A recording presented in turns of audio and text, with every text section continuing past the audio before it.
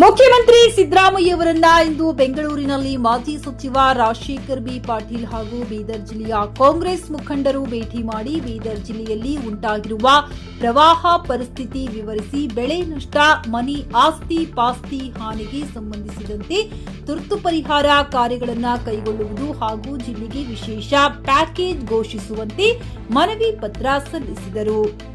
ಮನವಿಗೆ ಸ್ಪಂದಿಸಿದ ಮುಖ್ಯಮಂತ್ರಿ ಸಿದ್ದರಾಮಯ್ಯರವರು ತಕ್ಷಣವೇ ಪ್ಯಾಕೇಜ್ ಘೋಷಿಸುವುದಾಗಿ ಭರವಸೆ ನೀಡಿದರು. Bureau report, GK news Kannada, Bengaluru. Gulbarga, Yadgir,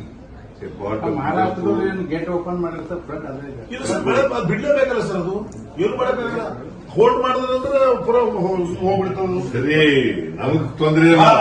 ಬಹಳ ತೊಂದರೆ ಸರ್.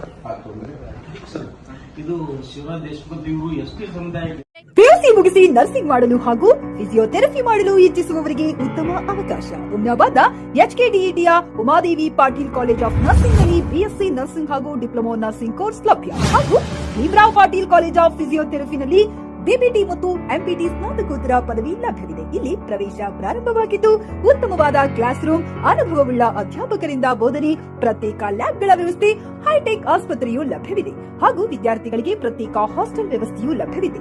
ಹಾಗಿದ್ರೆ ತಡೆಯಾಕೆ, ಹಿಂದೆ ಭೇಟಿ ನೀಡಿ.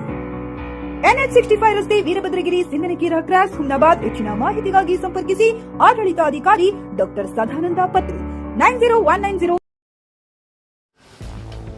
ಗ್ರಾಹಕರ ಸ್ಯಾಟಿಸ್ಫ್ಯಾಕ್ಷನ್ ನಲ್ಲಿ ನಂಬರ್ 1 ತೃಪ್ತಿಕರ ದೈಹಿಕವಾದ ಹುಮ್ನಾಬಾದ್ನ ಎಸ್ವಿ ಟಿವಿಎಸ್ ಶೋರೂಮ್ ನಿಮಗಾಗಿ ತರುತ್ತಿದೆ ಹೊಸ ಮಾಡೆಲ್ಗಳ ಹೊಸ ಬೈಕ್ಗಳು. ಇಲ್ಲಿ ಟಿವಿಎಸ್ ನ ಸ್ಪೇರ್ ಪಾರ್ಟ್ಸ್ ಹಾಗೂ ಸರ್ವಿಸ್ ಕೂಡ ಲಭ್ಯ. ಹಾಗಿದ್ರೆ ತಡೆಯಾಕೆ, ಹಿಂದೆ ಭೇಟಿ ನೀಡಿ. ನಾಗಲಕ್ಷ್ಮಿ ದಾಬಾ ಹತ್ತಿರ, ಗುಲ್ಬರ್ಗಾ ರೋಡ್, ಹುಮ್ನಾಬಾದ್. ಹೆಚ್ಚಿನ ಮಾಹಿತಿಗಾಗಿ ಸಂಪರ್ಕಿಸಿ 8494951009.